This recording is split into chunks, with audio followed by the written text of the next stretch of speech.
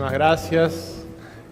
Muchas gracias por la invitación a Pablo, a la Secretaría de Educación de la Municipalidad, para venir a conversar un poco con todos ustedes sobre un tema que a nosotros nos interesa particularmente, que es el de la alfabetización digital. Y también queremos agradecer el riesgo que se toma a invitar a alguien que viene de la filosofía, ¿no? Es decir, para inaugurar este congreso, pensaba yo, ¿qué decir? ¿Qué ha dicho la filosofía en todos estos siglos sobre las nuevas tecnologías? Y pensaba que encontré una cita, me puse a buscar una nota sobre un filósofo que escribió lo siguiente sobre las nuevas tecnologías que usaban sus alumnos en el curso, ¿no? Les voy a leer la cita y después les voy a revelar de quién se trata. Dice este filósofo: esta nueva técnica producirá el olvido en las almas de quienes aprendan a descuidar la memoria, ya que, fiándose de lo escrito, llegarán al acuerdo y al recuerdo desde afuera, a través de caracteres ajenos, y no desde ellos mismos y por sí mismos. Porque habiendo oído muchas cosas sin aprenderlas, parecerá que tienen muchos conocimientos, siendo al contrario, en la mayoría de los casos, totalmente ignorantes, y se convertirán en sabios aparentes en lugar de sabios de verdad. Esto que uno podría escucharlo hoy en día sobre los nuevos celulares, las nuevas tecnologías y cómo distraen a los estudiantes en el curso, en realidad es una frase de Platón, dicha hace 2600 años, donde Platón se quejaba de que sus estudiantes empezaban a usar notas para escribir, ¿no? Él consideraba que el verdadero aprendizaje se daba en una conversación, en un diálogo, y que el verdadero aprendizaje solo podía provenir del pensamiento, digamos, de la reflexión. Y le llamaba la atención estas nuevas tecnologías, dice él, en que los jóvenes parece que recuerdan, pero no recuerdan, sino que se basan en caracteres extraños. Entonces yo pensaba, bueno, ¿cuándo no hemos estado mediados tecnológicamente en nuestra manera de pensar de alguna manera, ¿no? En el caso de Platón, él se resistía a estas nuevas tecnologías que no eran otra cosa que aprender a leer y escribir, ¿no? Y tomar nota, tomar apuntes en un cuaderno, ¿no?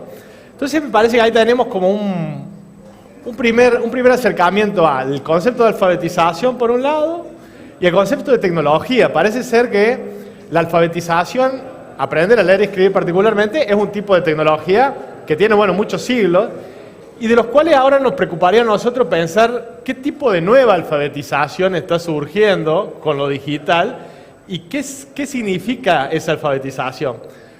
Pero yo quisiera, antes de eso, tomar a otro filósofo para no quedarnos con el antitecnológico Platón, digamos, y las letras, que es un filósofo que por ahí es menos conocido, que se llama Gilbert Simondon.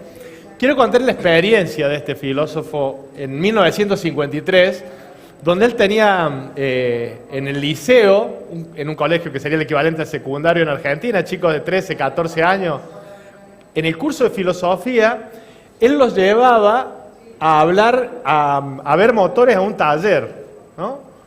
Y les enseñaba a Aristóteles o Platón desarmando un motor, ¿no? Era un método novedoso para la época, digamos. Y entonces escribió después en los cuadernos pedagógicos, una publicación muy conocida en Francia, esta experiencia y recibió muchas críticas. ¿Cómo va a llevar niños de 13, 14 años a un taller a desarmar motores, ¿no? Con lo peligroso que es? Y a mí me gusta, y me gustaría citar ahora estas palabras de Simondon, que fue su defensa a esas críticas,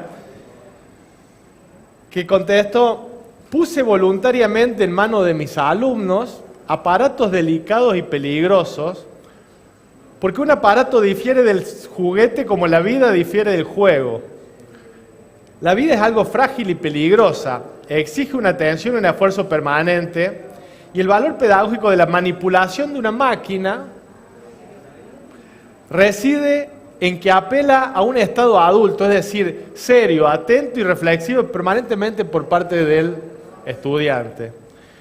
Y tiene una frase acá que a mí me gusta mucho, que dice: ¿por qué enseñaba él filosofía con una máquina? Dice, porque en la máquina, el que entiende una máquina, entiende que en ella está depositada la historia humana y experimenta en ella la presencia del mundo. A mí esa idea de que una máquina nos permite experimentar la presencia del mundo es una idea que me gusta mucho. Y particularmente pienso que hoy en día, darle a un pibe, una piba, una computadora, abriendo una computadora y entrando a internet, o sea, me parece que mucho más que en la época de Simonón en los 50, se siente en una máquina la presencia del mundo, ¿no? Es de alguna manera habilitar otro nivel de conocimiento. Y entonces quería yo presentarles ahora, y quería conversar un poco con Martín, porque Martín es el típico docente que abre máquinas, digamos, y que invita a los alumnos a ver a las máquinas, porque en la máquina está la presencia del mundo. Que Martín es un docente de taller, ¿no? Es el jefe de taller de un colegio técnico. Y hace unos años empezó a cursar la maestría en Tecnología, Políticas y Cultura, que nosotros llevamos adelante en el CEA. Pero además se ha metido tanto con el tema de la alfabetización digital y de la robótica y la programación en la escuela, que ha hecho un gran esfuerzo, me parece a mí, y un avance muy grande en tratar de comprender el fenómeno educativo que consiste en abrir una máquina a los ojos de los estudiantes y que vean en ella la presencia del mundo, ¿no? Y obtuvo la mención, yo creo que de un tiempo a esta parte es una de las personas que más conoce de este fenómeno en la escuela en Córdoba. Y no solamente yo lo creo, obtuvo la mención de honor en educación sustentable en el premio 2020 Estudiante de Maestría organizado por la OMEP, la Organización Mundial de Educación de Preescolar, y ahora también fue seleccionado para participar en la primera edición del Laboratorio Latinoamericano de Políticas Públicas en Ciencia y Tecnología de la UNESCO. Entonces me parecía muy interesante poner a dialogar por ahí una suerte de filosofía o de tecnología, de filosofía alrededor de la tecnología y de las máquinas, con cómo se lleva eso al aula y qué son estas nuevas máquinas, ¿no? Computadoras, smartphone, lo digital, que parece ser una nueva escritura, ¿no? Una nueva escritura, una nueva manera de comprender la alfabetización, de los cuales Platón estaría obviamente en contra, no podemos decir que no. Pero bueno, puedo empezar a charlar un poco ahí. ¿Qué fenómeno omniabarcante que es la escritura? Porque la escritura del mismo modo que no termina en un libro, porque uno para comprender un libro viene leyendo cosas y luego sigue leyendo otras, tampoco termina la alfabetización en un dispositivo, ¿no? En un celular o en un robot. ¿Cómo comprendes la alfabetización digital o sobre todo en los fenómenos de programación o de robótica en la escuela? Bueno, te presento a Martín y me gustaría conversar un poco con vos esa cuestión. Dale. Bueno, en principio muchísimas gracias, buenos días. Muy agradecido, a Darío, a Pablo, a la Municipalidad por brindar este espacio. Me quedo con lo primero que decís, con las dos citas, pero lo primero, ese caminar en una delgada línea entre el rechazo y la simplificación y la fantasía sobre las cosas que pueden pasar con las nuevas tecnologías. La cita de Platón me parece que es un poco la del rechazo y por ahí, no en la de Simondón, pero por ahí en otros debates respecto a lo que podría pasar con las tecnologías en las escuelas. A veces se encuentran o se difunden relatos fantasiosos que en vez de ayudar, yo soy profe, convivo con una profe y veo profes a menudo, que el tema es que nosotros después nos movemos en una línea concreta donde hay que resolver cosas concretas, llevar adelante tareas concretas con estudiantes concretos, y me parece que la alfabetización digital va un poco, o tiene el desafío de moverse entre esos dos, no caer en esas dos tentaciones, me parece, ¿no? A mí me gusta la mirada de Freire de la alfabetización, aunque él no hablaba de las nuevas tecnologías, pero la alfabetización como lectura del mundo, como entender en dónde se vive, cómo situar ese aprendizaje. Él incluso iba más allá y lo proponía como una necesaria obtención de conocimientos y de competencias para modificar el mundo, ¿no? En el que se vive. Por eso decía, la educación no cambia el mundo, pero cambia a las personas que cambian el mundo. Entonces, yo rescato un poco eso y trataría de rescatar ese espíritu a la hora de pensar en la alfabetización digital. ¿En qué sentido? Primero, en lo situado, o sea, las tecnologías llegan a nuestras escuelas donde tenemos ciertos estudiantes, ciertas vivencias, ciertos equipos docentes que tienen ciertas capacidades, que dan clase en determinados lugares. Los niveles no son iguales entre sí. A mí me interesa muchísimo el nivel inicial por las características que tiene, didácticas, pedagógicas, arquitectónicas. Me parece que hay una oportunidad extraordinaria ahí, poco explorada, por eso también me interesa. Sí, ahí hay una tensión que posiblemente uno lo puede ver en la vieja alfabetización, ¿no?, de manuscrita, que es entre lo local y lo global, ¿no? Porque, digamos, lo digital tiene como ese halo de global. Cualquiera puede poner algo en algún lugar del mundo y vos lo tenés instantáneamente en la pantalla de tu computadora, o cualquier desarrolla un código en cualquier lugar del mundo y vos lo tenés para programar tu robot. Y a la vez se desarrolla en contextos muy particulares, situados con todas las características que vos decís, ¿no? Ese es uno de los desafíos de la alfabetización digital, entendida así a grandes rasgos, ¿no? ¿Dónde está lo global y dónde está lo local hoy en día, ¿no? Y cómo se articulan, sobre todo. Sí, a mí me agarro de lo último que decís, la articulación. Me parece que hay cuestiones globales que son innegables y a la vez tienen una potencia extraordinaria. Y me parece que el desafío es, la magia está en la inserción, en la articulación, en el cruce entre las realidades, las características, los saberes previos locales y lo global que parece que está ahí, o sea, al alcance de una tecla, digamos. Entonces me parece que ahí surge, qué sé yo, hay muchos ejemplos de desarrollos tecnológicos para dar respuesta a cuestiones situadas. El traductor de Wichi, que va a ser premiado o está generado por un estudiante. El proyecto que te comentaba de la escuela en la que trabajo, para atender el control de incendios en las sierras.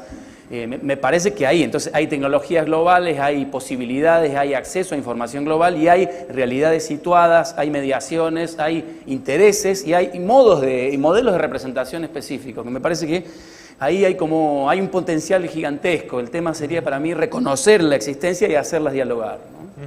Sí, hay una vieja tradición para pensar la computadora en la escuela que tiene que ver con el pensamiento computacional, ¿no?, que vos has estudiado mucho. ¿Puedes contar un poquito qué sería y cuál es la vigencia o no de esa manera de pensar el vínculo entre alumnos y alumnas y computadoras? Digamos, la computadora es una máquina que no es cualquier máquina, ¿no? No. Una máquina que implica un montón de desafíos, que implica un montón de prácticas nuevas, pero otra vez volviendo a esta idea de Platón, la idea de Platón de que uno conoce consigo mismo y uno decide, nunca, o sea, cuando aprendimos a leer y escribir, entre lo que yo pienso y lo que yo recuerdo, siempre hay una mediación de algo escrito en otro lado que es ajeno, ¿no? Bueno, eso algo, en aquella época era fijo, ¿no? Las computadoras se mueven, las plataformas se mueven, los datos van y vienen, la información, y eso habilita otra manera de pensar, ¿no? De decir, y entonces uno, no sé si vos por ese lado lo del pensamiento computacional, vos ahí me contás, pero tiene que ver con que articular de alguna manera la manera en que piensa una persona con la manera en que piensan las computadoras o nos permiten pensar las computadoras. Esa es una línea de Papert, ¿no? Sí.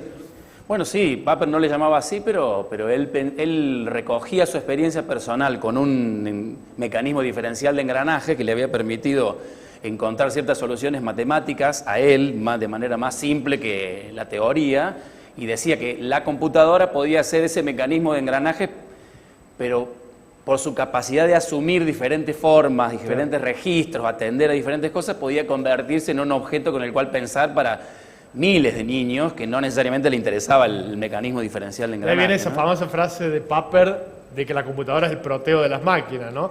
Proteo es un ser mitológico griego que podía decir el futuro, pero como tenía esa capacidad, todos lo perseguían para que le dijeran cosas. Entonces Proteo cambiaba de forma permanentemente y nadie se lo podía agarrar.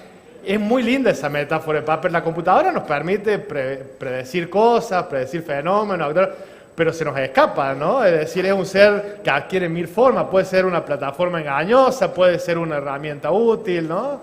Sí, a mí me parece que hay la característica ciberfísica, si se quiere, sí. O sea, el software y el hardware interactuando y los registros diferentes en los que se mueven y a la vez esa necesidad que tiene. La computadora sin software no funciona y sin hardware no hay nada. no hay nada que hacer en la computadora porque está ahí.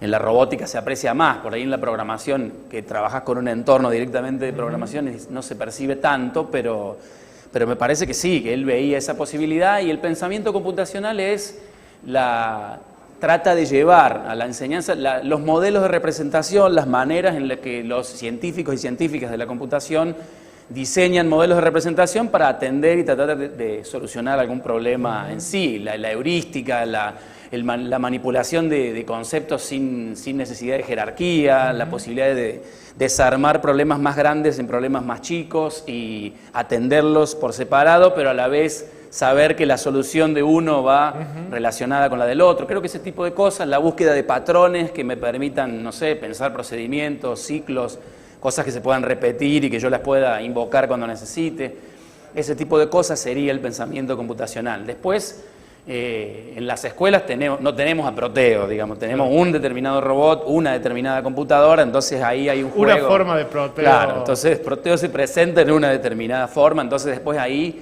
tenés un robot de piso que tiene determinadas funcionalidades, tenés una tablet, tenés un entorno de programación que te permite hacer determinadas cosas, pero bueno, me parece que ahí hay un juego y hay cosas cosas muy interesantes por ver. Pensaba también en el...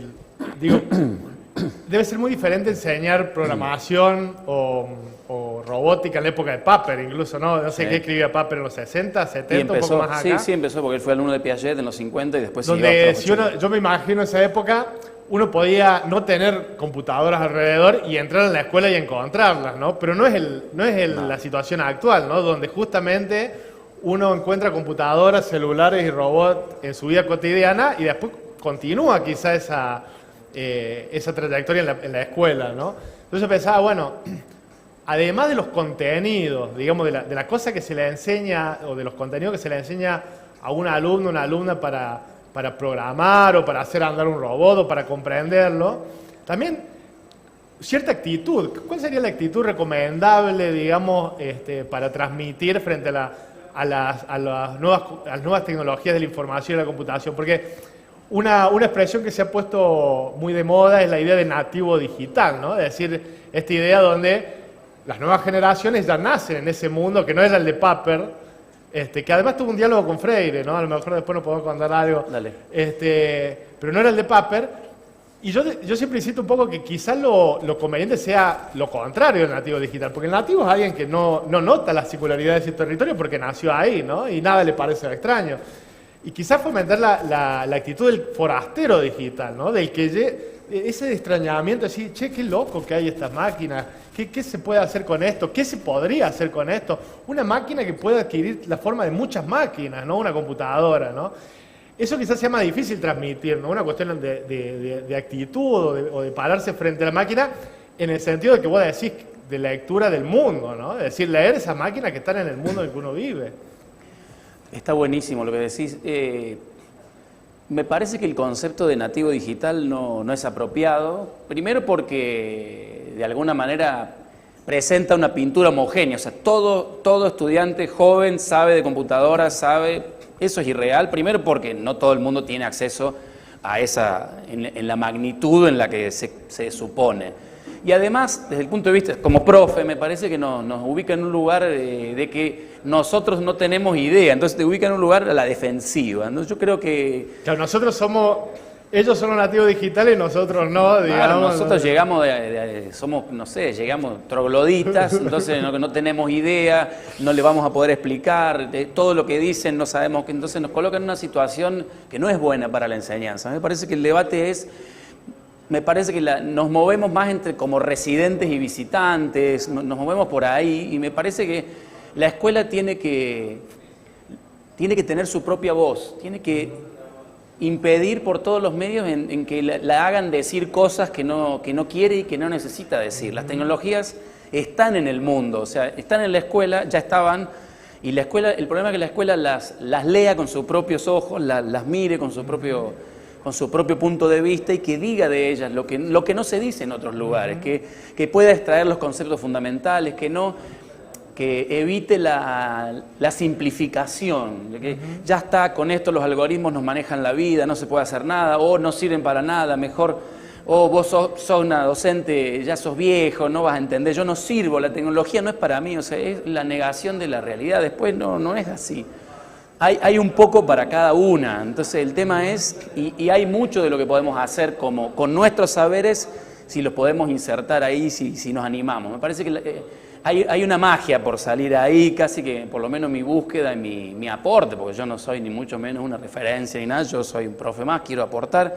Creo que por ahí puede salir algo interesante y no enamorarse de un dispositivo, sino tratar de extraer la lógica, lo que hay detrás, porque después van cambiando permanentemente y además para no sesgar nosotros sin quererlo la experimentación de nuestros estudiantes, ¿no? Y ahí uno podría incluso pensar en cierta diferencia entre formación técnica y educación técnica en este sentido, ¿no? Digo, desde hace ya varios años, muchas de las principales firmas del mundo, por ejemplo, no piden título universitario tipo Google para ingresar, ¿no? Es decir, eso que antes garantizaba las instituciones educativas, te vamos a formar en una tecnología, vas a ser ingeniero del sistema y eso te va a habilitar después para el mundo del trabajo. Hoy parece que las grandes corporaciones también avanzan sobre eso y dicen, bueno, nosotros mismos formamos a nuestros trabajadores, no hace falta que vayan a las escuelas, porque nosotros mismos... Pero eso también es una formación bastante restringida, un poco lo que decías vos. Te formamos a este programa para esta computadora, para este proceso, porque es el que necesitamos. ¿En qué se diferenciaría una educación, digamos, donde se supone que uno tendría que tener, además de formar a alguien para el mundo del trabajo, se forma un ciudadano, ¿no? Un ciudadano integral, que aprenda lo que vos decías, la alfabetización como la lectura del mundo, alguien que aprenda a leer el mundo. Y que aprenda a leer un mundo hipertecnificado, hipermediado como el que estamos, ¿no? No sería, desde el punto de vista, lo mismo que una formación técnica. ¿Qué ves ahí, sobre todo? Porque vos te has dedicado mucho a este tipo de saberes en el nivel inicial, que es cuando uno empieza a ver los primeros caracteres del mundo en su lectura, ¿no? ¿Cómo pensás ahí la educación y en el rol de las nuevas tecnologías en un mundo hipertecnificado como en el que estamos? Bueno, ahí me meto un poco en tu mundo, digamos, el que me has abierto tan gentilmente. Y Simondón decía que cuando son pequeños y pequeñas, como no están por decir, no usaba la palabra intoxicados, pero decía como afectados por el uso que dan los adultos a las técnicas, pueden aprenderlas de manera más intuitiva, de manera más profunda. Bueno, yo creo...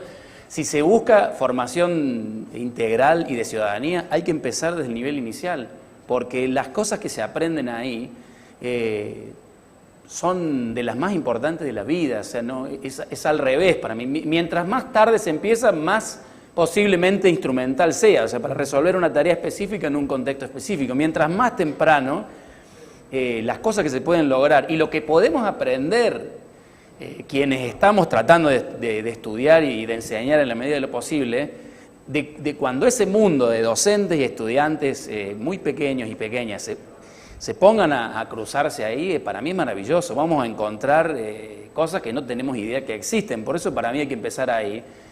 Ir enseñando a leer el mundo desde que estamos en el mundo, no ¿Cuáles serían así 2 o 3 tips de las propuestas que ustedes vienen con Gabriela también, ¿no? Tu pareja también son los que han participado de esta instancia.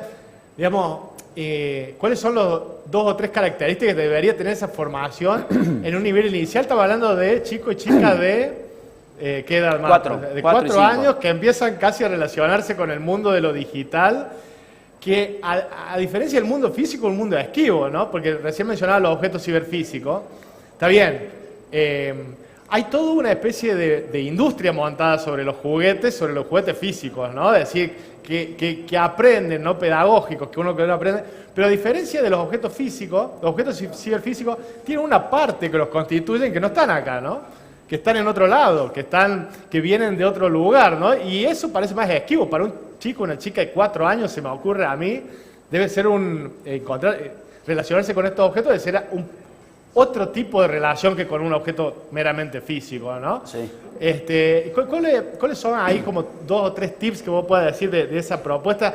Esto debería estar presente en la educación de chicos y chicas de esa edad en relación a los robots, a la programación? Bueno, nosotros, como vos decías bien, con mi pareja, con Gabriela, hemos desarrollado una propuesta de formación, no la quiero quemar, pero si sale todo bien el año que viene sería un seminario como de 100 horas más o menos. La idea es justamente de abordarlo como más seriamente, no tan estrictamente instrumental, diciendo, bueno, experimenta con esto, resolvé, hace que se mueva, que haga tal o cual desafío, sino, por supuesto, con eso, porque no se puede enseñar a robótica sin tratar de que el robot resuelva una determinada cuestión. No se puede enseñar a programar sin programar nunca, no sé, en un entorno como Scratch Junior, por decirlo así, que es de mucho uso en los jardines de infantes.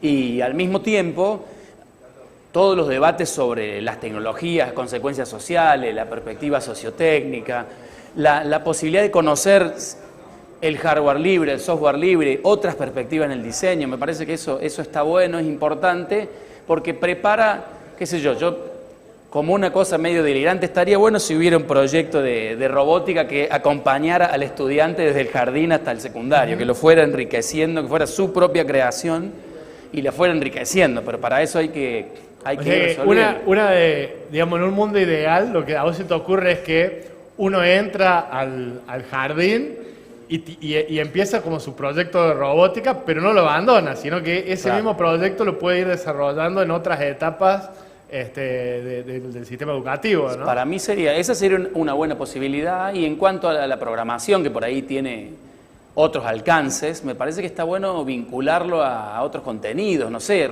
hacer una historieta para tratar el tema de la contaminación en un río, producir podcast y que los personajes hablen y que esos personajes estén en un programa, tratar de interactuar con algunos sensores de los robots frente a alguna cuestión, empezar a meter las cuestiones de género, ciencia y tecnología. Yo creo que hay muchas condiciones y ese es el lugar donde vamos a encontrar. Si tenemos, para mí, humildemente, la paciencia, o sea, es un proceso.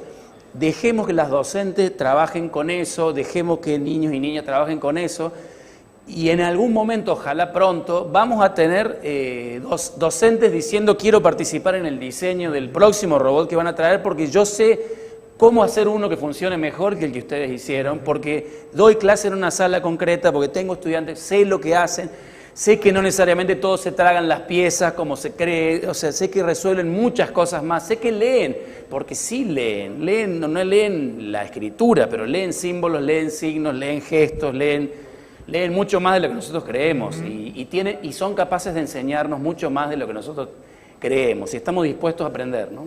Eso, ahí en relación a eso, vos decías, estás pensando también en la capacitación de docentes, ¿no? Sí. Es decir, y que tengan esta impronta que me parece, según lo que yo deduzco de tus palabras, que tiene que ver con cómo se entiende el mundo de la tecnología en la escuela, ¿no? Durante mucho tiempo, incluso hoy hay una idea muy instalada que, bueno, educación tecnológica, por ejemplo, es la materia donde se hacen cosas, ¿no? Donde se enseña a hacer cosas.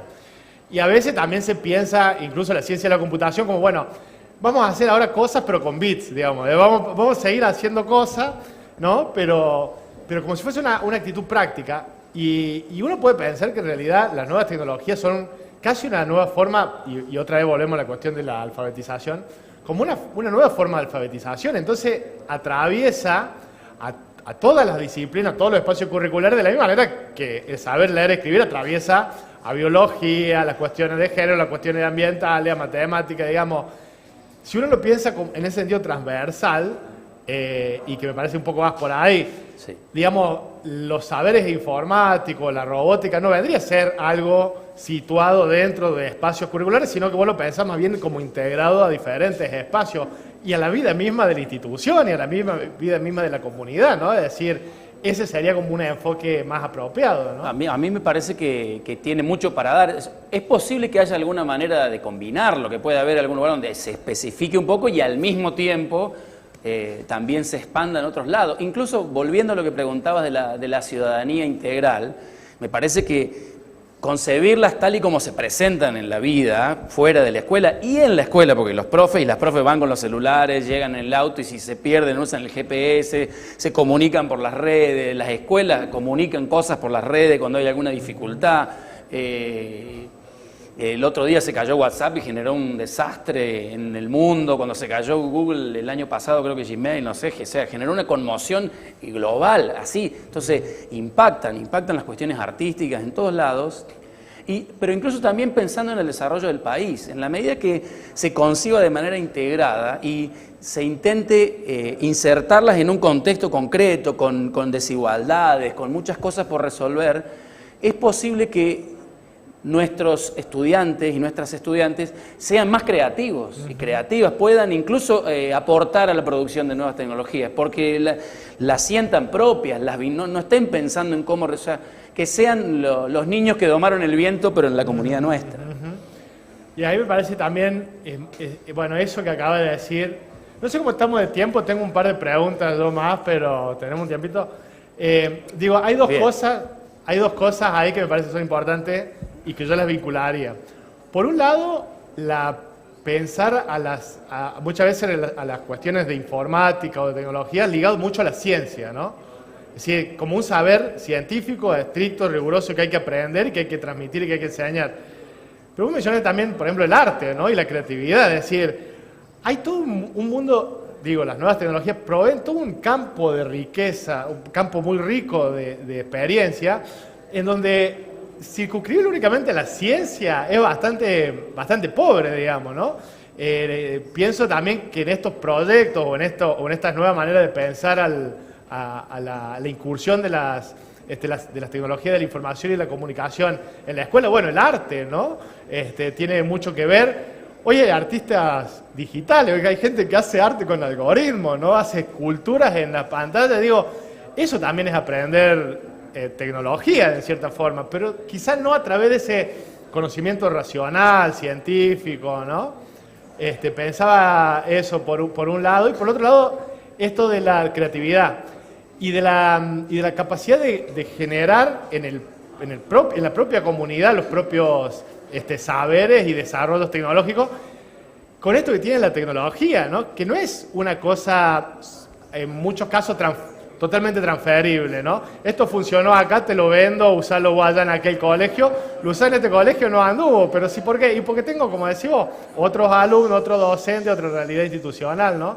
Me parece que están ligadas las dos cosas, en cierta forma, porque tiene que ver con una idea de tecnología, de que es algo científico y algo que si funciona en un lugar, funciona en todos lados, yo te lo transfiero, con una idea que tiene que ver con la creatividad y con anclarla a las características de las personas con las que contamos, que muchas veces tenemos muchos límites en un país como el nuestro, en desarrollo, límites materiales, incluso límites de recursos humanos, pero muchas veces tenemos todo lo contrario, ¿no? Decir, salen proyectos, voy a decir, ¿de dónde sacamos esto, digamos, ¿no? Y creo que ahí hay que como apuntar a ese lado, ¿no? Vos vas ahí. Sí, a mí me interesa más, le veo mucho más potencial a la tecnología como heurística, como una heurística situada, o sea, como la búsqueda de soluciones en un contexto determinado con cierto condicionamiento. ¿Puedo hacer mi vicio de filósofo y decir qué es una heurística? Digo, heurística pensar como es una categoría de epistemología, digamos, del estudio de la ciencia, que es, quizá, yo lo voy a escribir así, vos me decís si estás pensando en eso, quizá hacer algo mal para encontrar algo bueno, digamos, ¿no? O sea, quizá ir haciendo algo sin saber muy bien qué se está buscando, pero para encontrar algo que finalmente puede ser algo verdadero. En ese sentido, una heurística, ¿no? Es decir, como una especie de ir probando, experimentando, pero a algún lado vas a llegar en algún momento, ¿no? Sí, yo confío mucho en que la experimentación y la búsqueda de soluciones situadas, digamos, condicionadas por tu propio conocimiento, por la materialidad que te rodea, creo que abre potencialidad muy grande. Vygotsky, mientras más rica sea la experiencia, más enorme puede ser la imaginación y la creación. Para mí eso se aplica totalmente y creo que la alfabetización digital, por lo menos la que yo pienso, tiene que ir para ese lado y ojalá se arranque desde los más chiquitos. Buenísimo. Bueno, yo para cerrar te digo, me parece bueno por ahí fortalecer 2 o 3 puntos que hayan quedado como más en claro. Pensar en la alfabetización digital no solo como el aprendizaje y la enseñanza de ciertas habilidades para hacer cosas, ¿no? Sino como una manera de leer el mundo, ¿no? Y de interpretar la existencia y las cosas que pasan alrededor, políticas, sociales, en los cuales hoy en día está los saberes y la infraestructura digital, por un lado, y por otro lado esto, ¿no? De pensar lo global y lo abstracto de lo digital en lo situado y lo concreto de los lugares donde vivimos y donde desarrollamos nuestras actividades, ¿no? Totalmente. Y te agrego una, confiar. Confiar en el proceso. Las profes, los chicos, las escuelas, la magia va a surgir, hay que tener confianza. Bueno, muchas gracias, Martín, muchas gracias por la invitación. Nosotros nada más desde aquí.